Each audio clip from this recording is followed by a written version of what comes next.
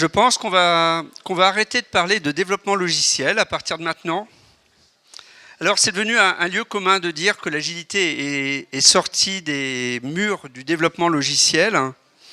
Il y a quelques mois de cela, sur une émission sur France Inter, l'auteur d'un livre, La revanche du rameur, nous parlait de l'agilité comme remède à l'oppression des hiérarchies. Alors j'ai le plaisir de connaître le docteur Dominique Dupagne, qui est l'auteur de ce livre, et un plaisir encore plus grand qu'il ait accepté d'être des nôtres aujourd'hui. Et je pense qu'il y a quelques petites choses à nous apprendre. Merci d'accueillir Dominique Dupagne. Merci.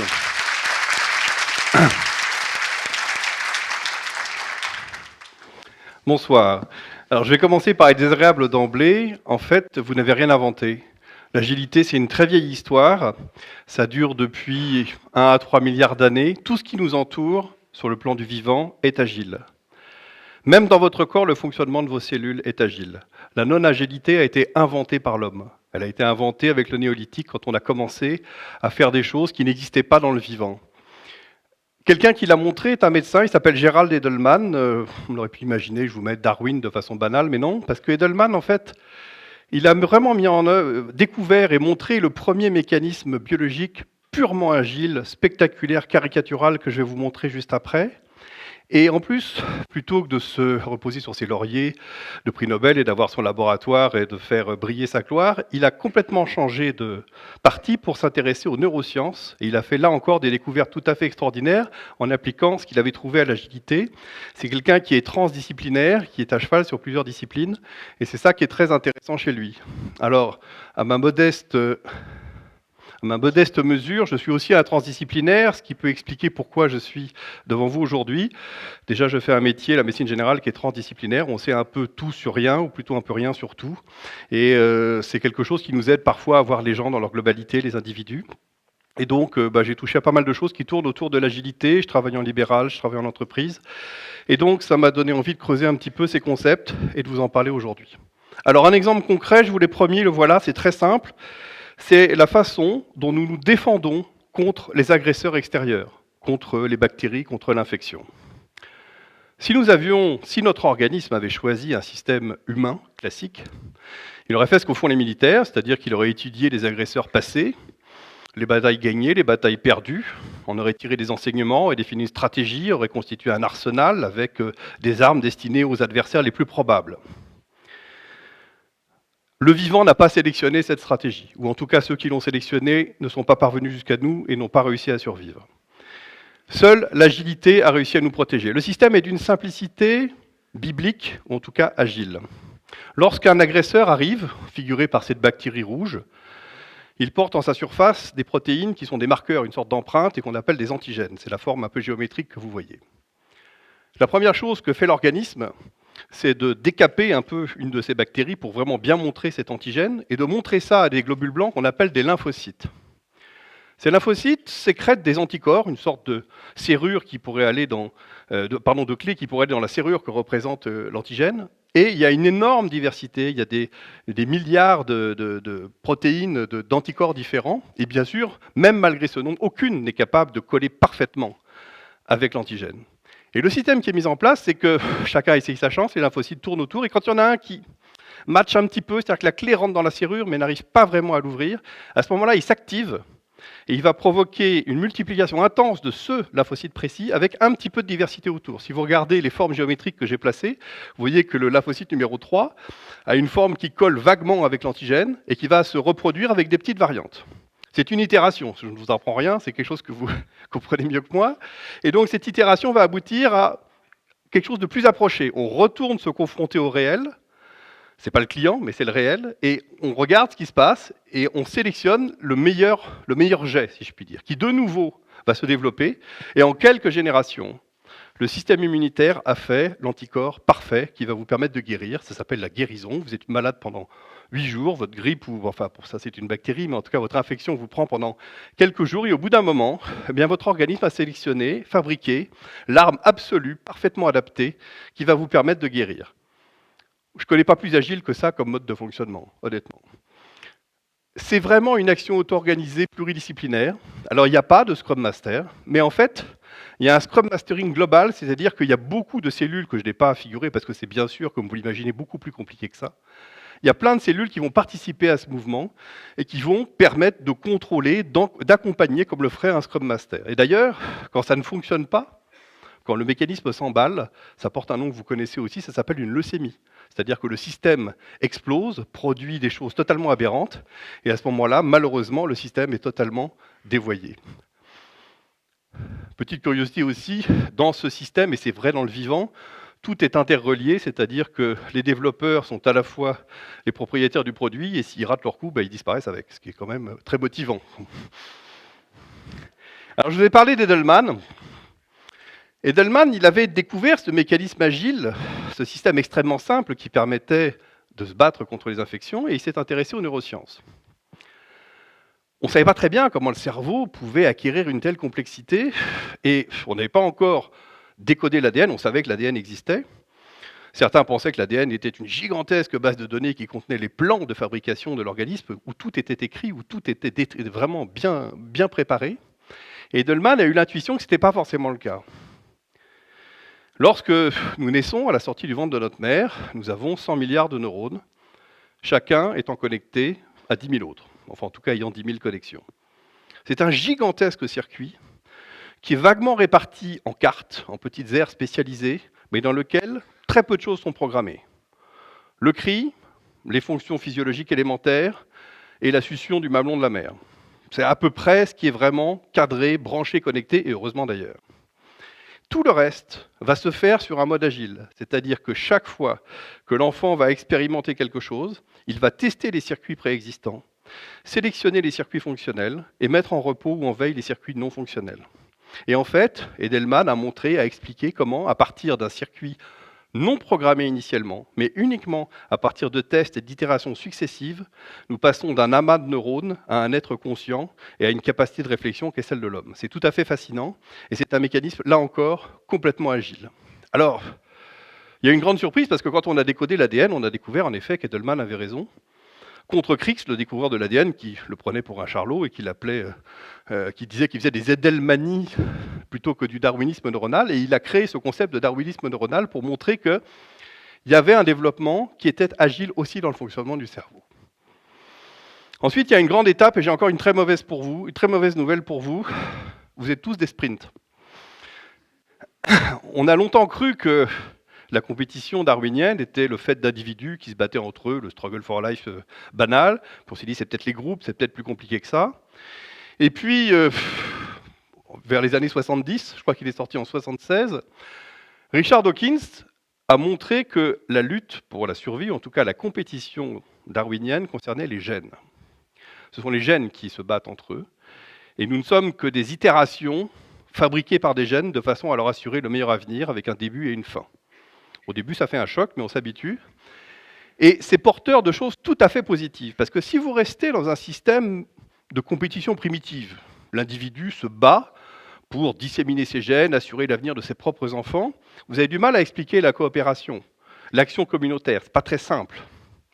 Si vous partez sur une vision du gène égoïste, à ce moment-là, c'est beaucoup plus compréhensible, parce que pour assurer l'avenir de mes gènes, pour remplir ma mission d'avatar de mes gènes, la première solution, bien sûr, consiste à être égoïste.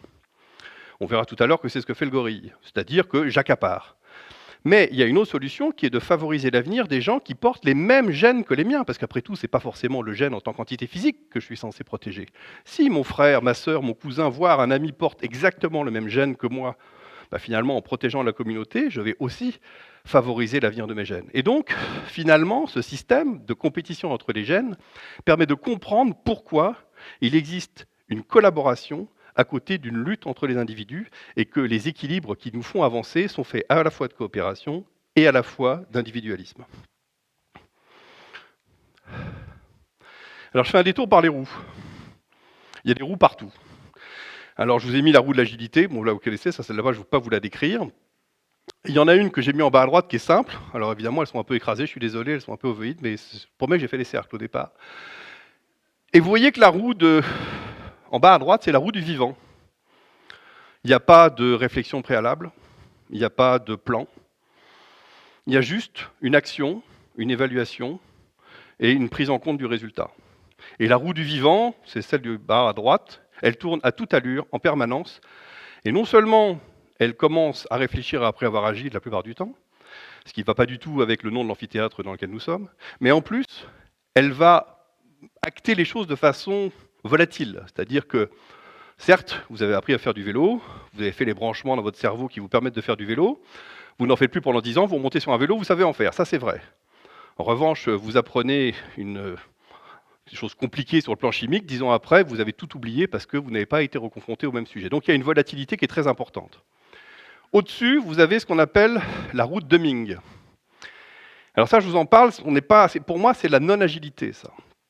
Cette espèce de cancer qui nous ronge, qui est le dévoiement de quelque chose qui a beaucoup d'intérêt, qui s'appelle la démarche qualité, et qui est pour moi à l'opposé de l'agilité.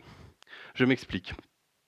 La démarche qualité a été inventée à peu près pendant la dernière guerre mondiale, quand on a voulu faire des obus qui avaient le même diamètre, ce qui était mieux pour rentrer dans le canon, et qui en plus produisaient la même charge et allaient à la même distance quand on les tirait les uns derrière les autres. Le problème, c'est que pour voir si un obus explose, il faut le faire exploser, après il ne marche plus, ce qui est embêtant, donc il fallait trouver autre chose. Et la chose qu'on a trouvée, c'est de définir la qualité d'un produit, non pas par son évaluation intrinsèque, mais par l'évaluation de la méthode qui avait permis de le fabriquer. Et c'est là qu'on a commencé à privilégier l'étude des processus par rapport à l'étude de l'objet, et qu'on est arrivé à cette démarche qualité qui fait que maintenant, on a des voitures qui tombent beaucoup moins en panne, qu'on a des objets électroniques qui finalement sont assez fiables, et qu'il y a une amélioration globale de la qualité des objets qui sont fabriqués à l'identique. Le drame, c'est quand on a essayé de plaquer cette méthode au travail humain, à la prestation de services, que ce soit de la santé, que ce soit du développement, que ce soit un travail administratif. Et on verra tout à l'heure comment on est arrivé à cette aberration, c'est-à-dire qu'on a cru qu'on allait pouvoir appliquer cette démarche à ce que fait Homo sapiens, c'est-à-dire à nier l'Homo sapiens, c'est-à-dire à empêcher l'homme de s'adapter à l'imprévu, de s'adapter à ce qui ne colle pas, de ce qui n'est pas dans la procédure. Et ça, c'est une erreur qui est en train de nous ronger et qui est extrêmement grave parce que justement, nous avons besoin d'être agiles dans nos comportements quotidiens, de savoir nous adapter au réel quand il n'est pas celui qui est prévu. Dans la démarche qualité, on est censé préparer quelque chose. Cette notion de préparation est absente du vivant. Il n'y a que nous qui l'avons inventée, vraiment. Enfin, sauf pour les créationnistes, mais ça, c'est un autre débat. Ensuite, nous avons l'action, nous avons le test et acter. Généralement, dans des systèmes qui vont vite, au moment où vous en êtes à acter, votre solution est déjà périmée. Donc, de toute façon, vous tournez en boucle et vous arrivez à des choses invraisemblables.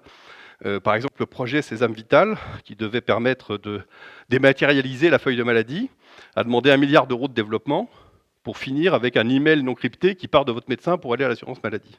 Parce que chaque fois qu'ils avaient fini par choisir une solution, elle était périmée. Et ils ont fini avec l'email, mais ça a quand même coûté 1 milliard d'euros uniquement en développement. Alors, je reviens à mes hiérarchies.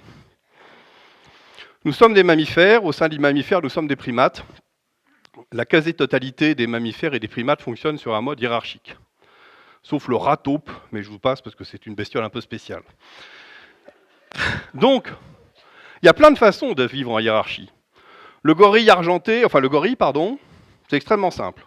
Quand le mâle dominant, le dos argenté, arrive à vaincre le mâle dominant précédent, la première chose qu'il fait, c'est de massacrer tous les petits, de façon à ce que les femelles soient disponibles pour qu'ils puissent les féconder. Ça rigole pas, c'est brutal. Là, on n'est pas dans la coopération. C'est mes gènes à moi.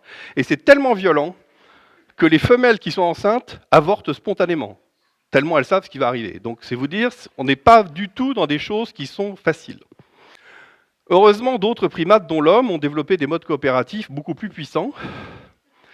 Mais il y a une grande naïveté qui consiste à croire que ce mode coopératif est naturel. Il est annexe, malheureusement. Et si le mode hiérarchique que nous vivons dans nos rapports quotidiens, absolument partout, et qui se reconstitue dès qu'on met des hommes et des femmes ensemble, ce mode hiérarchique n'est pas conçu, ou n'a pas été conçu, ou n'a pas été sélectionné pour fonctionner avec plus de 200 individus. Quand je dis 200, c'est un nombre approximatif. Donc le mode hiérarchique, l'organisation hiérarchique, existait depuis 1 million d'années, des millions d'années, et brutalement, il y a 10 000 ans, hier, vraiment hier, on a inventé la civilisation, on a sédentarisé les hommes, et on a monté de gigantesques systèmes avec des hiérarchies complexes, dont aucun n'a survécu jusqu'ici, c'est-à-dire que toutes les civilisations humaines, en dehors des civilisations actuelles, se sont effondrées Pourquoi? Eh bien parce que, en fait, le mode hiérarchique est à la fois un booster qui permet de monter quelque chose très vite et qui porte en lui les ferments de sa destruction. En tout cas, lorsqu'il dépasse un certain effectif. Alors, pourquoi est-ce que j'avais appelé mon livre La revanche du rameur? Parce que l'illustration de cette fragilité liée à la non-agilité, c'est cette fameuse fable qui a une quinzaine d'années, je vous la fais courte. Deux bateaux font une compétition, il y en a un qui perd, il s'interroge sur les causes de son échec, il voit que dans l'autre bateau, il y avait 8 rameurs et un barreur, et dans le sien, il y a un barreur, 5 consultants et 3 rameurs. Bon. Et donc, après moult réunions, il décide d'introduire des consultants qualité, des consultants Scrum, Agile, etc. Puis il n'y a plus qu'un seul rameur, et là, ils perdent de 5 km, et ils prennent la bonne décision qui consiste à virer le rameur pour absence de résultat. Et c'est une histoire dont le côté dramatiquement ironique traduit malheureusement des choses qui sont dans le vécu quotidien, et on pense que c'est absurde, ce n'est pas du tout absurde, c'est normal. Vous mettez des humains ensemble, que ce soit des humains, d'ailleurs vous pouvez mettre des loups, des chiens, ce que vous voulez, il y a une hiérarchie qui s'installe parce que nous sommes programmés génétiquement pour constituer des hiérarchies. Et croire que les gens vont travailler sur un mode communautaire naturel sans créer de hiérarchie, c'est extrêmement dangereux. C'est un peu comme penser qu'une classe d'enfants va faire de l'autodiscipline quand le prof va faire un tour, si vous voulez. Ce n'est pas dans notre nature. Nous sommes actuellement programmés pour fonctionner sur un mode hiérarchique. Et pour faire de la non-hiérarchie, il faut l'encadrer. Et c'est justement ce que vous faites. Et c'est très bien que vous le fassiez. Parce que tout ce qui tourne autour de l'agilité est destiné à aplanir justement les travers de la hiérarchie. Le problème, c'est que cette agilité, il faut la vendre à des hiérarques. Et j'ai entendu des communications, des gens qui disaient « oui, c'est gentil la qualité, mais quand on commence à essayer de vendre ça, ça passe pas très très bien ». Alors bien sûr, il y en a qui sont très en haut de la hiérarchie qui disent qu'il y a de la qualité. Alors bien sûr, on installe de la qualité en dessous, mais plus elle se rapproche d'eux, pardon, de l'agilité, plus l'agilité se rapproche d'eux, plus ils sont mal, parce qu'eux, ils n'ont pas du tout envie d'être agiles quand même. Et donc c'est vraiment quelque chose de difficile. J'ai mis en dessous, j'ai trouvé l'organigramme de l'État du Kentucky, j'ai trouvé ça assez rigolo, on se demande comment ça peut fonctionner. Et puis vous avez ici ce dessin qui est une forme de fable des rameurs et que je trouve assez mignon dans son genre et qui montre malheureusement comment Bob se retrouve finalement au bout d'un moment seul à travailler. Et ça c'est dramatique parce que en fait c'est pas tant que Bob souffre, c'est mal que Bob souffre à travailler seul. Le problème c'est que la productivité s'effondre et qu'on arrive à un système dans lequel l'administration du travail occupe tellement d'espace que le travail ne se fait plus, que la production est altérée. Or, spontanément, nous qui sommes dans des systèmes hiérarchiques, la majorité d'entre nous, nous avons envie d'être en haut de la pyramide, pas du tout en bas. On a envie d'administrer le travail, pas de le faire, c'est naturel. Et donc, au bout d'un moment, on se retrouve avec une administration du travail qui devient énorme et le travail n'avance plus. L'autre problème, c'est que ce système hiérarchique crée des luttes de pouvoir. Et quand quelqu'un monte dans une hiérarchie, dans un premier temps, il l'a fait pour faire le travail, mais très rapidement, le travail ne l'intéresse plus. Ce qui l'intéresse, c'est sa place dans la hiérarchie et de monter dans cette hiérarchie. Et il ne faut pas porter de jugement de valeur là-dessus. Ce n'est pas que c'est bien ou que c'est mal. C'est naturel. Et si on ne part pas du principe que c'est naturel et qu'on ne met pas en place un système pour l'empêcher, automatiquement, on aboutit à des systèmes hiérarchiques qui deviennent totalement destructeurs pour les structures. Je voulais finir avec cette phrase, une phrase d'Edgar Morin, il est un peu à la mode en ce moment. Alors il n'a pas eu de bol, Edgar Morin, il a inventé un concept qui s'appelle la complexité. Moins vendeur que ça, c'est pas possible, quoi, la complexité. Alors que vous, l'agilité, ça c'est beaucoup plus joli. Ça, je dois reconnaître que c'est beaucoup plus facile de vendre de l'agilité que de la complexité. Mais il a dit quelque chose de très vrai, et je vais la lire en entier. Si toute organisation vivante, et singulièrement toute organisation à multiples niveaux d'existence et d'individualité, comporte en son sein l'inéliminable présence de l'aléa, du désordre et de la concurrence et de l'antagonisme, il en résulte qu'aucun rationalisateur ne saurait éliminer cette présence sans éliminer du même coup la vie. Ça veut dire quoi? Ça veut dire que sans agilité, on meurt. C'est ça que ça veut dire. Et c'est ce qui est en train de se passer. Et je suis fondamentalement persuadé que l'agilité fait partie, enfin au sens large, est quelque chose qui va nous permettre de sortir du pétrin dans lequel on est actuellement. Et je compte sur vous pour que ça soit le cas pour mes enfants. Merci.